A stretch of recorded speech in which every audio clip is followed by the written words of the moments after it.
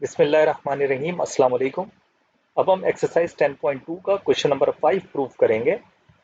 इस क्वेश्चन को पढ़ने से पहले मैं कुछ चीज़ें आपको बताना चाहता हूँ इसी से मुताल्लिक।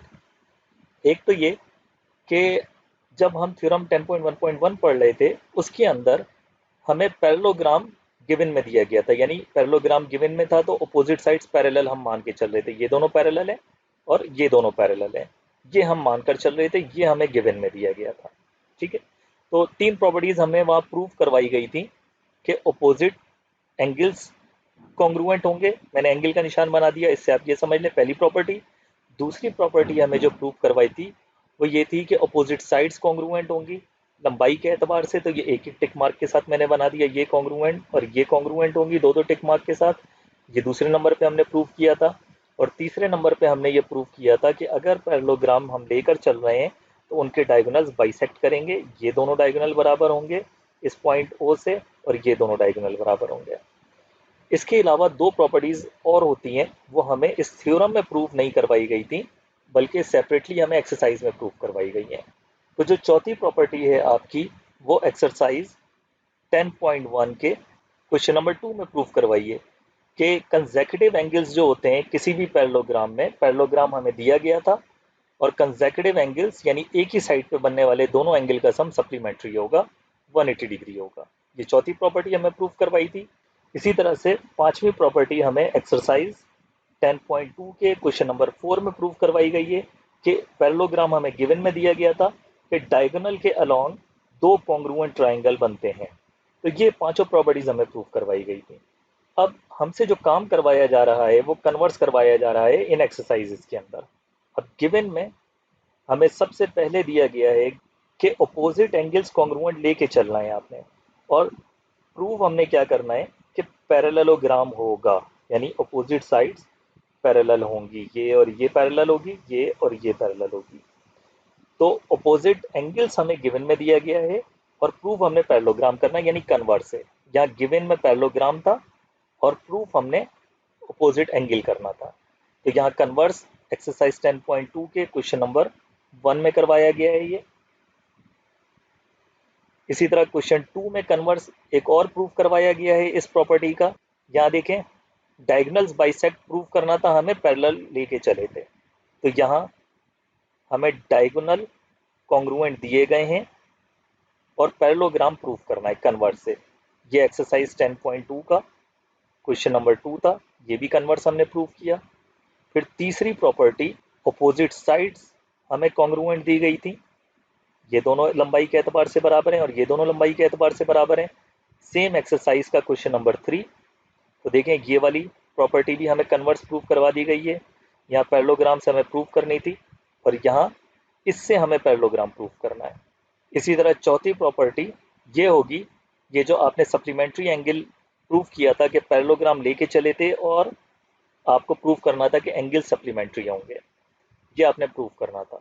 तो इसका कन्वर्स ये क्वेश्चन नंबर 5 है, ये इसका कन्वर्स है कि आपको सप्लीमेंट्री एंगल्स गिवन में दिए जाएंगे कि ये दोनों एंगल जो कंसेक्यूटिव एंगल हैं ये दो ले लें या ये दो एंगल ले लें, ये दोनों एंगल सेम एक्सरसाइज 10.2 के क्वेश्चन नंबर 5 में आपको दिए जाएंगे और कहा जाएगा कि पैरेललोग्राम प्रूफ करना है। तो देख लें, अब हम इसको पढ़ लेते हैं क्या लिखा हुआ है। ये कह रहे हैं कि इफ द एंगल्स फॉर्म्ड, जो एंगल बन रहे हैं, अगर वो angle with every side of a quadrilateral, जो हर साइड के एंगल बन रहे हैं क्वाड्रिलेटरल के, यहाँ क्वाड्रिलेटरल दे रहा है, क्वाड्रिलेटरल के अगर एक ही साइड पे बनने वाले एंगल आर सप्लीमेंट्री, अगर सप्लीमेंट्री होंगे, तो वही कंसेक्यूटिव एंगल की बात कर रहे हैं। मैंने आपको बता दिया था जब मैं क्वेश्चन नंबर 2 आपको पढ़ा रहा था एक्सरसाइज 10.1 का, वहां पे मैंने बताया था प्रूफ करते हुए। तो हमें यहाँ पर क्वाड्रिलेटरल दे रहा है और कह रहा है कि अगर सप्लीमेंट्री बन रहे हैं कंसेक्यूटिव एंगल, प्रूफ ये करना है इट इज अ पैरेललोग्राम, ये पैरेललोग्राम होगा। तो ये है हमारा क्वेश्चन नंबर 5 जो कि कन्वर्स है पैरेललोग्राम की एक प्रॉपर्टी का, जो आपने क्वेश्चन 2 एक्सरसाइज 10.1 में प्रूफ। सो एक तो ये चीज आपने जहन में रखनी है कि देखिए हमें पता भी लगना चाहिए ना साथ साथ में हम क्या क्या क्या सीख चुके हैं, क्या सीख रहे हैं इनसे, क्या मालूमात है, तो ये चीज़ें आपको पता भी तो साथ साथ में लगनी चाहिए ना कि आखिर चल क्या रहा है, स्टोरी क्या है, मामला क्या है। जब तक यही आपको नहीं पता होगा तो आपके पास सारी चीज़ों का सम नहीं होगा कि भाई आखिर इन सारी चीज़ों में है क्या मामला, आखिर क्या चीज़ चल रही है। तो आपके जहन में एक आइडिया होना चाहिए। तो देखें, हर चीज़ यहाँ पर एक दूसरे से लिंक्ड है। जब भी हम कोई प्रूव करते हैं तो हर एक तरह से कोई ना कोई थ्योरम, कोई ना कोई पोस्टुलेट, हर कोई एक दूसरे से लिंक्ड होता है और किसी ना किसी की बेसिस पर हम प्रूव कर रहे होते हैं। तो इन चीज़ों का आपको आइडिया होना चाहिए, अदरवाइज आपको समझ नहीं आएगा कि आखिर चल क्या रहा है। अच्छा, इसका जो कन्वर्स है आप चाहे तो खुद प्रूव कर सकते हैं, अदरवाइज इसका कन्वर्स हमें नहीं दिया हुआ है। जो कॉन्ग्रुएंट ट्राइंगल्स होते थे कि कॉन्ग्रुएंट ट्राइंगल हमें दिए जाएंगे एक डायगोनल के साथ, तो हमें प्रूव करना है कि क्वाड्रिलेटरल पैरेललोग्राम होगा। सो वैसे ये वाली चीज़ हम कई सारे थ्योरम्स में इस्तेमाल कर चुके हुए हैं। तो बार बार हम ट्राइंगल ही बराबर साबित कर रहे होते हैं किसी न किसी तरीके से चीज़ों को देखते हुए, तो वो हमें हेल्प आउट कर रहा होता है। तो ये तो वैसे ही हर थ्योरम में जगह जगह पे इस्तेमाल हो रहा है। सो तो पांचवी प्रॉपर्टी हमें डायरेक्टली नहीं दी हुई है कन्वर्स के तौर पर। अब इस एक्सरसाइज 10.2 के क्वेश्चन 5 को प्रूव करने के लिए हम कॉरस्पॉन्डिंग एंगल का इस्तेमाल करेंगे। एक तो कॉरस्पॉन्डिंग एंगल जो मैंने आपको सिखाया है वो सेम क्वेश्चन है आपका एक्सरसाइज 10.1 का क्वेश्चन नंबर 5। तो ये एक्सरसाइज 10.1 का क्वेश्चन 5 में आपको सिखाया है कॉरस्पॉन्डिंग एंगल, वहां जाके देख लें, वरना तो मैं यहाँ पर भी इसको कवर कर दूंगा, कोई ऐसा मसला नहीं है। इसके अलावा इसको प्रूव करने के लिए एडजेसेंट एंगल, ये एक कुछ नया है, ये आप सीखेंगे यहाँ पर, बहुत आसान सा टॉपिक है। तो इन चीज़ों का इस्तेमाल होगा और उससे हम ये वाला कन्वर्स प्रूव करेंगे कि सप्लीमेंट्री एंगल हमें गिवन में दिए गए हैं और प्रूव ये करना है कि अपोजिट साइड्स पैरेलल होंगी, अपोजिट साइड्स पैरेलल आ गई तो ये पैरेललोग्राम होगा। अच्छा, अब एक फाइनल चीज़, क्योंकि हम ये कन्वर्स प्रूव करने लगे हैं कि एंगल सप्लीमेंट्री होंगे तो ये पैरेललोग्राम होगा, तो इसका इस्तेमाल मैंने किया था एक्सरसाइज 10.2 के क्वेश्चन नंबर 1 में। हालांकि आमतौर पर मैं क्या करता हूँ कि पीछे वाली चीज़ें जो होती हैं उसको अपनी मालूमात लेके चलता हूँ और उनको पिछली चीज़ों को इस्तेमाल करते हुए, यानी जो कुछ पीछे आप प्रूव कर चुके हैं, आगे का नहीं, पीछे जो प्रूव कर चुके हैं उनको इस्तेमाल करते हुए हम प्रूव कर रहे होते हैं। लेकिन जब मैं क्वेश्चन 1 प्रूव कर रहा था एक्सरसाइज 10.2 का, तो मैंने इसी एक्सरसाइज का आगे आने वाला क्वेश्चन इस्तेमाल किया था, कन्वर्स इस्तेमाल किया था। आपको याद होगा, वरना आप जाके दोबारा रिवाइज कर लें। कन्वर्स इस्तेमाल किया था, तब तक ये प्रूफ नहीं हुआ था। तो देख लें आप, यहाँ पर मैं उसको प्रूफ करने लगा हूँ। तो अगर आप एग्जाम में करते हैं तो उसको प्रूफ मान के चल सकते हैं, कोई ऐसा मसला नहीं है। तो वो एक सवाल था जिसमें मैंने आगे आने वाली चीज़ का, जिसको प्रूव नहीं किया था उस टाइम तक, उसको इस्तेमाल कर लिया था। उसका फ़ायदा क्या था, उससे मेरे बहुत सारे स्टेप्स बच गए, वरना ये सारे स्टेप्स मुझे करने पड़ते। ये स्टेप्स करने पड़ते, या इस क्वेश्चन को प्रूव करने के लिए दो तरीके हैं, या तो एक ये शॉर्ट तरीक़ेकार है, इसको मुझे लेके चलना पड़ता। तो दोनों मेथड में यहाँ पे डिस्कस करूँगा। सो होप कि अब तक स्टोरी आपको समझ आ गई होगी कि मामला आखिर चल क्या रहा है। तो अब अपना क्वेश्चन प्रूव करते हैं हम। तो इस क्वेश्चन 5 को प्रूव करने के लिए हम मैं दो मेथड का इस्तेमाल करूंगा। अगर मैं थ्योरम 10.1.1 का इस्तेमाल करता हूं इसको प्रूव करने के लिए, तो बहुत ही शॉर्ट आसान सा तरीक़ेकार है, ये प्रूव हो जाएगा। अगर मैं थ्योरम 10.1.2 का इस्तेमाल करता हूं तो ये बहुत लंबा है, इससे ये प्रूव होगा। आप दोनों में से कोई भी इस्तेमाल कर सकते हैं एग्जाम में, जो आपको आसान लगे। वैसे आमतौर पर आप शॉर्ट तरीका ही इस्तेमाल किया करें, तो कोई ऐसा मसला नहीं है, दोनों प्रूव कर सकते हैं। तो मैं ये लंबे प्रोसीजर पे क्यों जा रहा हूँ, क्योंकि एक्सरसाइज 10.2 पे हूँ मैं, ये थ्योरम 2 के फ़ौरन बाद है। तो मैंने तकरीबन सारे ही सवाल इसके थ्योरम 2 से प्रूव किए हैं, तो इसलिए मैं ये वाला प्रोसीजर भी डिस्कस करूँगा यहाँ पर। तो पहले हम थ्योरम 10.1.1 का इस्तेमाल करते हैं, इस हिसाब से प्रूव करते हैं, और वही सारी चीज़ें अगले मेथड में भी इस्तेमाल हो जाएंगी। तो फिर से एक दफ़ा क्वेश्चन पढ़ लेते हैं कि क्या लिखा हुआ है। कह रहा है कि इफ़ द एंगल्स फॉर्म्ड, अगर एंगल बनने वाले with every side of a quadrilateral, quadrilateral की एक ही साइड से बनने वाले एंगल अगर आर सप्लीमेंट्री, सप्लीमेंट्री हैं। सप्लीमेंट्री किसे कहते हैं, अगर दो एंगल का प्लस, कोई से भी दो एंगल हो सकते हैं, उन दोनों का प्लस अगर 180 डिग्री होता है, बराबर होता है 180 डिग्री के, तो वो सप्लीमेंट्री पोस्टुलेट कहलाता है। बस कोई से भी दो एंगल हो, अगर उन दो एंगल का प्लस 180 डिग्री होगा तो हम उसको सप्लीमेंट्री पोस्टुलेट कहते हैं। लेकिन इस क्वेश्चन में हमें कोई से भी दो एंगल नहीं दे रहा है, ये कंसेक्यूटिव एंगल है। तो कह रहा है क्वाड्रिलेटरल के अगर कंसेक्यूटिव एंगल सप्लीमेंट्री होंगे तो वो पैरेललोग्राम होगा। तो पहले मैं एक क्वाड्रिलेटरल बना लेता हूँ अपने पास, ठीक है, पैरेललोग्राम तो साबित करना है हमें। सो ये क्वाड्रिलेटरल है ए बी सी डी, इसके ये चार एंगल हैं। एवरी साइड एंगल कह रहा है, यानी कंसेक्यूटिव एंगल। तो साइड ए बी पर जो एंगल बन रहे हैं वो एंगल ए और एंगल बी है, इन दोनों को प्लस करूंगा तो इन दोनों का सम 180 डिग्री है। कि angle A plus angle B का जो सम है वो 180 डिग्री है। बिल्कुल इसी तरह से जो साइड बी सी के दो एंगल हैं वो एंगल बी और एंगल सी हैं, इन दोनों का सम 180 डिग्री है, ये दोनों कंसेक्यूटिव एंगल हैं। इसी तरह से साइड सी डी पर एंगल सी और एंगल डी का सम 180 डिग्री है, ये दोनों कंसेक्यूटिव एंगल हैं। और एंगल ए और एंगल डी का सम 180 डिग्री है साइड डी ए पर, ये दोनों कंसेक्यूटिव एंगल हैं। तो ये हमें गिवन में ये दे रहा है कि दो कंसेक्यूटिव एंगल का सम 180 डिग्री है। सो क्वाड्रिलेटरल दिया हमें, इन क्वाड्रिलेटरल का आपने सिंबल बनाना है A B C D, in quadrilateral A B C D. तो ये चारों कंसेक्यूटिव एंगल का सम 180 डिग्री है, ये गिवन में हमें दे रहा है कि ये लेकर चलो। तो ये प्रूव करना है A B C D is a parallelogram. अगर थ्योरम 10.1.1 से मैं प्रूव करना चाह रहा हूँ तो उसमें क्या था कि अपोजिट साइड्स पैरेलल लानी है, ए बी और सी डी पैरेलल होंगी, डी ए और बी सी पैरेलल होंगी। तो ये हमारा टारगेट है कि अपोजिट साइड्स पैरेलल लानी है। तो इसके लिए आपने वैसे एक्सरसाइज 10.1 के क्वेश्चन 5 में सीखा है एडजेसेंट एंगल क्या होता है, कॉरस्पॉन्डिंग एंगल क्या होता है, वहाँ आप सीख चुके हैं, लेकिन यहाँ मैं दोबारा से डिस्कस करूँगा इसको, तो आपको अगले मेथड में भी वो काम आएगा। इसके लिए नेक्स्ट स्टेप में मैंने ये लाइंस बना दी हैं, जो ये क्वाड्रिलेटरल की साइड्स थी इनसे लाइंस बना दी हैं मैंने। तो ये दो एंगल मैंने यहाँ पर लिख लिए हैं। अब मैं ये चाहता हूँ, लाइन मैंने क्यों बनाई, इसको आगे बढ़ाने के लिए, क्योंकि मुझे ये सोचना है ना कि मालूमात मेरे पास ये वाली है गिवन में, इसको इस्तेमाल करके कैसे मैं आगे बढ़ सकता हूँ। तो आपने खुद भी सोचना है, ये खुद मेरे साथ साथ प्रूव करना है कि आखिर आगे कौन सा थ्योरम, कौन सा मेथड मेरे पास अभी मौजूद है, कौन सा पॉस्टुलेट मेरे पास मौजूद है जिस पे मैं काम कर सकता हूँ। तो हर एक थ्योरम को प्रूव करने की कोई ना कोई ट्रिक होती है, वो ट्रिक मैं यहाँ पर आपसे डिस्कस कर लेता हूँ कि इसकी क्या ट्रिक है। तो एंगल को इस्तेमाल करते हुए मैं किस तरह आकर आगे बढ़ सकता हूँ कि अपोजिट साइड्स पैरेलल ला सकता हूँ।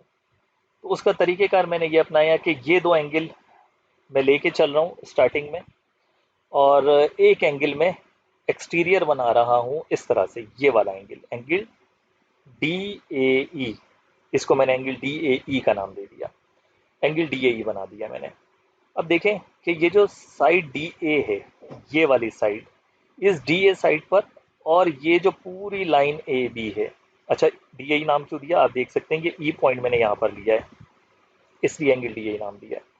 ओके, मैं बताना क्या चाह रहा हूँ कि देखें कोई भी एंगल होता है तो वो दो आर्म से या दो साइड से मिलकर बनता है। एक ये वाली साइड पे ये टच हुआ हुआ है, एक ये वाली साइड पे टच हुआ हुआ है, जो इसकी सिंबल है, जो इसकी नोटेशन है, वो इस तरह से हम टच करते हैं कि किन दो आर्म्स के दरमियान की दूरी हम देख रहे हैं। ओके, तो यहाँ देखें ये जो एंगल ए है, एंगल ए भी साइड ए डी पे टच हुआ हुआ है, देखें यहाँ जाके टच हो रहा है। इसी तरह एंगल डी ए ई भी सेम साइड डी ए पे एक आर्म पे टच हो रहा है, यानी ये दोनों एंगल्स में कॉमन आर्म है। ये जो आर्म है ये दोनों एंगल के अंदर कॉमन है, इधर टच हो रहा है, इधर टच हो रहा है, तो ये कॉमन आर्म कहलाएगा। दोनों एंगल में डी ए कॉमन आर्म है, ये नॉन कॉमन आर्म है दोनों एंगल में, ठीक है, ये अलग अलग है। तो कॉमन आर्म से बनने वाला एंगल एडजेसेंट एंगल कहलाता है, ठीक है, कॉमन आर्म से बनने वाला एंगल एडजेसेंट एंगल कहलाता है। तो ये दोनों एडजेसेंट एंगल्स हैं, क्योंकि इनके दरमियान कॉमन आर्म है, तो ये बराबर बराबर में एडजेसेंट है, एक दूसरे के पड़ोस में है, बराबर बराबर में है ये दोनों एंगल, ठीक है, इस तरह से हम एडजेसेंट एंगल समझते हैं। अब ये जो दो एडजेसेंट एंगल हैं ये कैसे भी हो सकते हैं, देखें इस तरह से अगर मैं ये देता और यहाँ पे ये एक आर्म और बना देता, तो ये एंगल और ये एंगल एडजेसेंट एंगल कहलाते हैं। इन दोनों एंगल्स के अंदर ये कॉमन आर्म है, तो ये दो एंगल का सम कुछ ना कुछ होता है, तो इसमें हम एंगल एडिशन पोस्टुलेट भी लगा देते हैं। वेल, वो टॉपिक नहीं है मेरा, बट यहाँ पे इन दोनों एडजेसेंट एंगल्स को देखें, ये एक स्ट्रेट लाइन पर बन रहे हैं, स्ट्रेट लाइन पे। तो स्ट्रेट लाइन पे बनने वाले दो एंगल का सम हमेशा 180 डिग्री होता है, ठीक है। तो देखिए मैंने ये वाली प्रॉपर्टी इस्तेमाल की है यहाँ पर, angle A plus angle D A E, इन दोनों का सम, इन दोनों का प्लस 180 डिग्री होगा, क्योंकि स्ट्रेट लाइन का जो एंगल होता है वो 180 डिग्री होता है। तो बस मैं पहले स्टेप में यही करने लगा हूँ, angle A plus angle D A 180 degree के बराबर है, यहाँ मैंने लिख लिया। उसकी रीजनिंग दे दी कि adjacent angle on the line are supplementary, supplementary होंगे एडजेसेंट एंगल क्योंकि एक स्ट्रेट लाइन पर बन रहे हैं। अदरवाइज इसकी बहुत बड़ी सी रीजनिंग है, तो वो मैंने नहीं लिखी, बस शॉर्ट में आप ये लिखते हैं। आप अगर बताते कि नॉन कॉमन आर्म एक स्ट्रेट लाइन पे मौजूद हैं और ये दोनों एंगल एडजेसेंट हैं और ये सप्लीमेंट्री हैं क्योंकि स्ट्रेट लाइन पे बन रहे हैं। सो इतना लंबा आपको बताने की ज़रूरत नहीं है, सिंपल आपने ये बता दिया काफ़ी है। सो ये दोनों एडजेसेंट एंगल है, इन दोनों का सम 180 डिग्री है, तो ये दोनों सप्लीमेंट्री हैं। यहाँ से मैं ए प्लस बी बराबर है 180 डिग्री के, ये दोनों कंसेक्यूटिव एंगल सप्लीमेंट्री हैं, ये मैं ले रहा हूँ।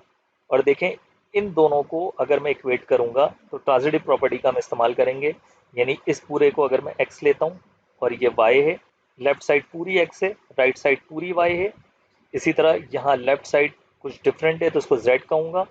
ये लेफ्ट साइड यहाँ y ली थी मैंने 180 डिग्री, तो ये 180 डिग्री y ही होगा। तो x बराबर है y के, y बराबर है z के, तो x और z भी बराबर होगा। ऐसे समझ लें आप transitive property.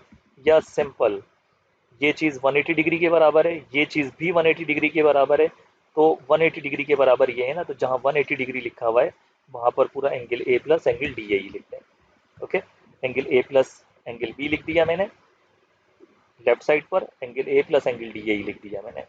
Okay, transitive property का मैंने इस्तेमाल किया है, एंगल ए से एंगल ए कट जाएगा, कैंसिलेशन प्रॉपर्टी है, तो जो रह जाएगा एंगल बी बराबर है एंगल डी ए के, ये रह जाएगा। यानी एंगल बी और एंगल डी ए ई बराबर हैं, ये दोनों एंगल। और ये दोनों एंगल कौन से एंगल कहलाते हैं? कॉरस्पॉन्डिंग एंगल कहलाते हैं। अच्छा, कॉरस्पॉन्डिंग एंगल मैं अभी आपको बताता हूँ थोड़ी देर में, दोबारा से रिवाइज कर लेते हैं हम। बट ये एंगल देखें और ये एंगल देखें, ये दोनों एंगल क्या कहलाएंगे? आपको याद है ना, ये दोनों एंगल वर्टिकली अपोजिट एंगल कहलाएंगे।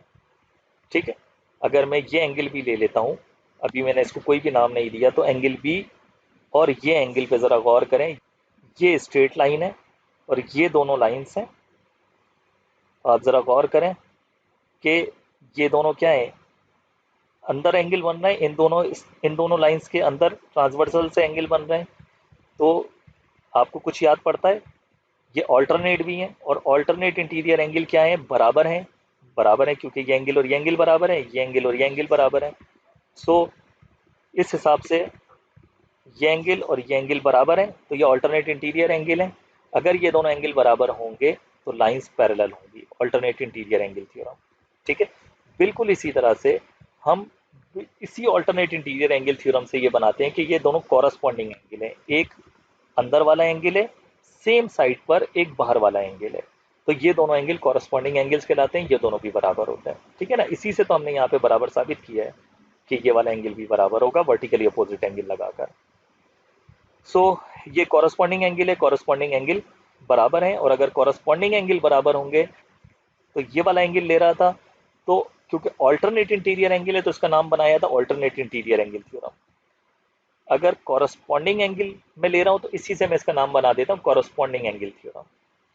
सो हमारे पास ये तो आ गया है, एंगल बी और एंगल डी ए बराबर है, और एंगल बी और एंगल डी ए कॉरस्पॉन्डिंग एंगल्स हैं असल में। तो अगर कॉरस्पॉन्डिंग एंगल्स बराबर होंगे तो कॉरस्पॉन्डिंग एंगल थ्योरम के हिसाब से लाइंस पैरेलल होंगी।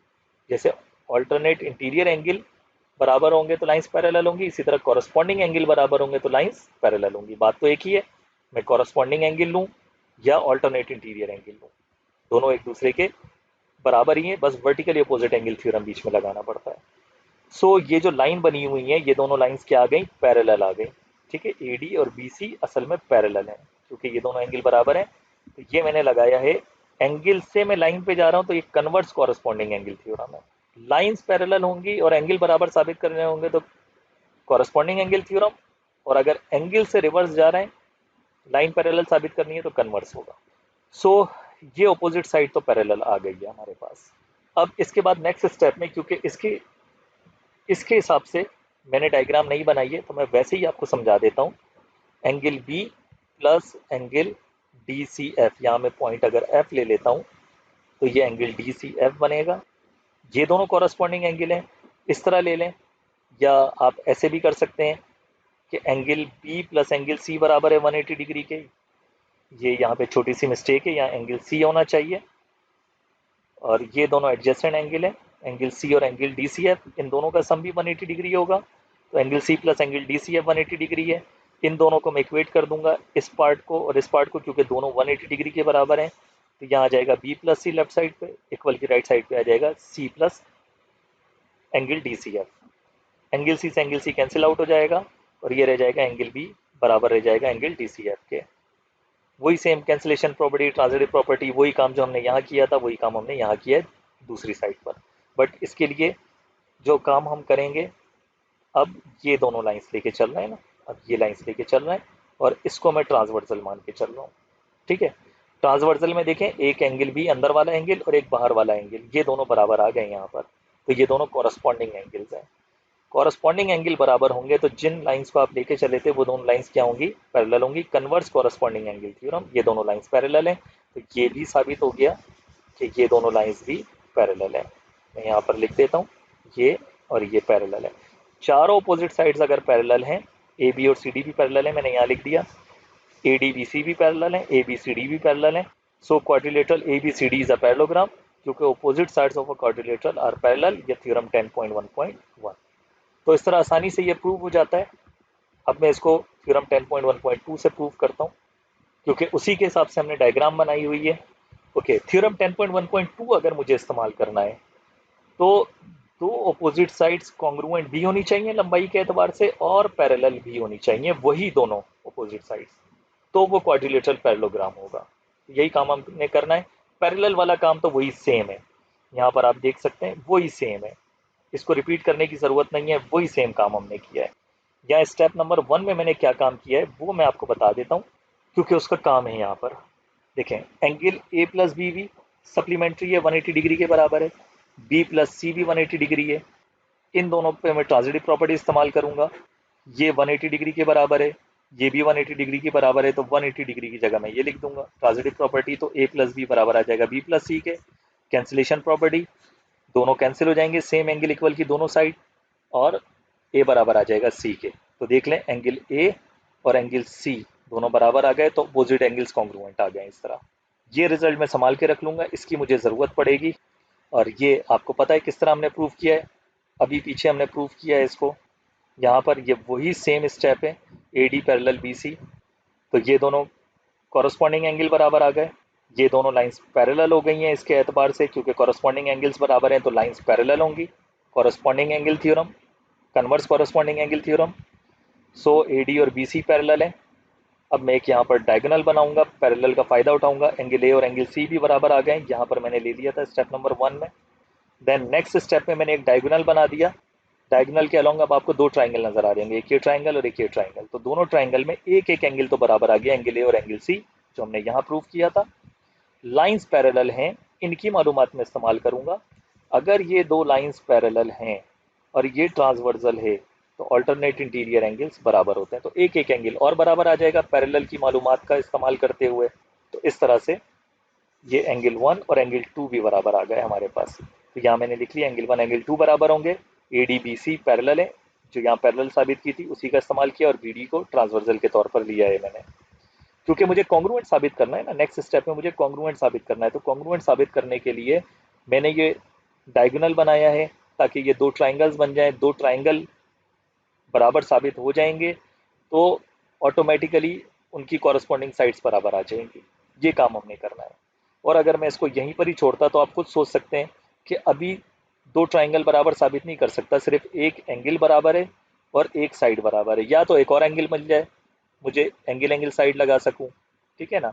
तो एंगल कैसे मिलेगा, मुझे पैरेलल मुझे नज़र आ रहा है तो कॉरस्पॉन्डिंग एंगल थ्योरम मैंने लगाया है। सो इस हिसाब से मुझे एक और एंगल चाहिए था, तो हम सोचते हैं कि हमें क्या काम आखिर करना है। ओके, अब देख लें दो एंगल दोनों ट्राइंगल के अंदर, और ये साइड कॉमन है दोनों ट्राइंगल के अंदर, बराबर है, तो एंगल एंगल साइड हम लगा सकते हैं। यही काम हम नेक्स्ट करने जा रहे हैं। ये दो ट्राइंगल है मेरे पास, ट्राइंगल ए बी डी और ट्राइंगल सी डी बी, इन दोनों की कॉरस्पॉन्डेंस लूंगा। कॉरस्पॉन्डेंस आपको पता है कैसे लेते हैं, कई दफ़ा हम इसको डिस्कस कर चुके हैं।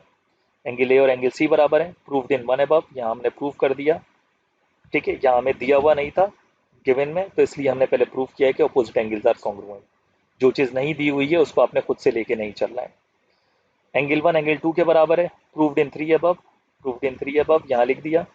बी डी बराबर है डी बी के, दोनों ट्राइंगल के अंदर कॉमन साइड है, हर चीज़ अपने बराबर होती है, तो एंगल एंगल साइड दोनों ट्राइंगल्स ही बराबर आ जाएंगे। यहाँ मैंने रीजनिंग है, मुझे क्या चाहिए था, पैरेललोग्राम के हिसाब से ये दोनों साइड्स जो अपोजिट हैं वो बराबर चाहिए थी, और ट्राइंगल के एतबार से ये दोनों साइड्स कॉरस्पॉन्डिंग है, डी ए और बी सी कॉरस्पॉन्डिंग साइड्स हैं, तो ए डी बराबर आ गई बी सी के by C P C T. तो यही काम हम नेक्स्ट करते हैं। ये दोनों साइड्स मैंने एक एक टिक मार्क के साथ बराबर लिख ली हैं। तो अब देख लें कि दोनों अपोजिट साइड्स पैरेलल भी हैं और दोनों अपोजिट साइड्स लंबाई के एतबार से बराबर भी हैं।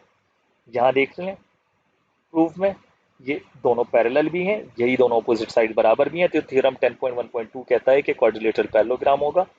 तो आप थ्योरम 10.1.2 का इस्तेमाल करेंगे, ABCD इज अ पैरेललोग्राम, क्योंकि अपोजिट साइड्स क्वाड्रिलेटरल की पैरेलल भी हैं और कॉन्ग्रुएंट भी हैं। सो इस तरह से हम ये लॉन्ग प्रोसीजर से प्रूव कर लेते हैं। आपको खुद सोचना होता है कि किस तरह से हम आगे बढ़ेंगे, क्या क्या चीज़ें हमें दी गई हैं। आप इसको प्रूव करने के लिए ये वाली डायग्राम बनाएंगे अगर ये क्वेश्चन आपके पास आ जाता है, और आप इजीली इसको प्रूव कर लेंगे। आप दोनों में से कोई भी मेथड इस्तेमाल कर लें, आप कर सकते हैं। आप ये मेथड इस्तेमाल कर लें थ्योरम 10.1.1 का, तो भी कोई मसला नहीं है।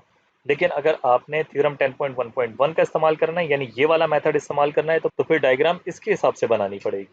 मैंने जो डायग्राम बनाई हुई है वो इस मेथड के हिसाब से बनाई हुई है जो थ्योरम 10.1.2 है। तो डायग्राम आपने जो मेथड इस्तेमाल करेंगे उसी के हिसाब से बनानी है। सो होप कि आपको ये क्वेश्चन समझ आया होगा, इसका प्रूफ समझ आया होगा। ये आपकी एक्सरसाइज कंप्लीट हो गई है 10.2, और थ्योरम 2 भी आपका हो गया है। सो आपको उम्मीद है कि सारी चीज़ें समझ आ गई होंगी, लेकिन अगर फिर भी कोई कन्फ्यूजन है तो आप नीचे कमेंट बॉक्स में सवाल पूछ सकते हैं, मैं उसका आंसर कर दूंगा। तो नेक्स्ट वीडियो में आपसे मुलाकात होती है, तब तक के लिए अल्लाह हाफिज़।